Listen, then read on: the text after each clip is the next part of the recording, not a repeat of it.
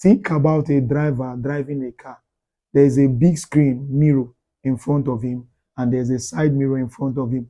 A driver that is intending to get to the destination of his journey and he's looking at his rear mirror, the side mirror, he will definitely have an accident. That's the same thing that is happening to most marriages. 5 things that hinders deep emotional connection and bliss in marriage. It's important every couple knows this. I wish that somebody would have taught me this earlier. It would have helped me a lot. But now that I'm aware, I want to pass this message across to you because it will be very helpful to you too. Number one thing that hinders emotional connection and bliss in marriage is a focus on flaws, too much condemnation and all that. There are many couples that behave like Nathaniel in the Bible. Do you remember Nathaniel? Somebody told him that they have found the Messiah. He said, "Can anything good come out of Nazareth?" There are men, there are women that don't see anything good in their wife. They don't see anything good in their husband. Every time they are always pointing out flaws. They are always pointing out weakness. They are always pointing out what the person is not getting right and all that. But are you trying to say that there is no good thing about your spouse? If there was no good thing about your spouse, you wouldn't have married them. So instead of focusing on the flaws and weaknesses which you also have, why not train your eyes to see the best in your spouse and always affirm them? I'm not saying that you can't point out challenges and seek correction, no, but if your focus 100% of the time is always flaws, you will bring toxic emotion into that relationship that will hinder deep connection and bliss. The second thing that hinders deep emotional connection and bliss in marriage is revisiting past issues and mistakes that has been resolved and addressed. Brother, you need to forget the past. Scripture says that remember not the former things, neither the things of old. For I am God, there is none like me. I will do a new thing. Now shall he spring forth. How can it be that what happened in your marriage 11 years ago, each time you and your wife or your husband is having a quarrel, you revisit it and all that? It will not help the marriage to move forward. It's time for you to change that attitude and narrative. Once something has been addressed in the past, let it be and move on from it. Even if there's a need to revisit it, it will be revisited out of maybe fun, conversation, joyfulness, like, oh, this used to happen in the past and all that. Not that every time. That's how you offended me 2020. That's how you offended me 2007 when I married you. This one, that one, and all that. Once something has been addressed and is now in your past, learn to forget about it and move on. Think about a driver driving a car. There's a big screen mirror in front of him and there's a side mirror in front of him. A driver that is intending to get to the destination of his journey and he's looking at his rear mirror, the side mirror, he will definitely have an accident. That's the same thing that is happening to most marriages. Focus on the past will bring casualty into that relationship.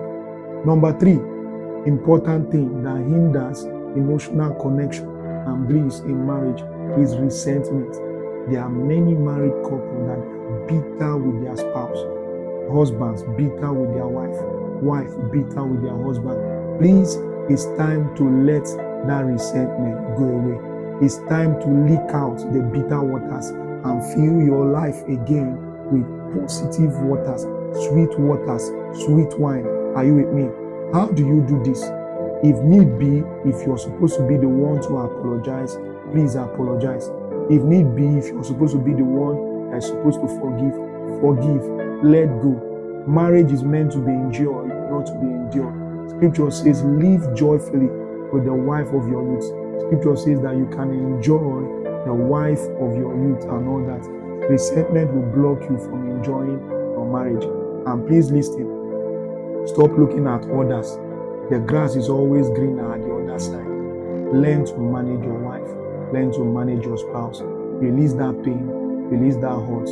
Forgive and apologize if need be and move on. next thing that hindered deep emotional connection and bliss in marriage is familiarity. You know what familiarity is? In Nigeria, we call it the see finish syndrome, of seeing your husband so much when he snores, when his mouth is smelling, when things are not okay with him, when he's financially down. You'll see your wife when, she was still before she gave birth, and how things were at the right proportion, at the right place. Now there are stretch marks, a lot of things and all that. So the see finish syndrome now makes you lose value in this person that you love and married. Are you with me? The see finish syndrome now makes you lose value to this person that you love and married. No, don't be familiar with your wife. There's a saying that the older the wine, the better it is. See your wife or your husband like wine. The more you age with them, the more you should appreciate and value them. The fifth and final important thing that hinders emotional bliss and connection in marriage is sexual dissatisfaction. Now, let me say something that is tough. There are some women, when they are involved in sexual intercourse with their husband, they don't add emotions anymore. Maybe as a result of familiarity, resentment, and all that. I remember a man complaining that his wife would just stay like a dead wood, and so that emotion is creating dissatisfaction. And also, there are some women that have complained that the husband is selfish when it comes to the other room. He does not take time to minister to her, to also get her to whatsoever. And at the end of the day, both parties are not fulfilled. So engaging in it is not necessary. Sex is created by God to produce a bond, to produce an emotional connection, to produce a bliss in your union. Please make some adjustments so that your marriage will be filled with joy, peace, and love. I hope this blessed you. May God bless you.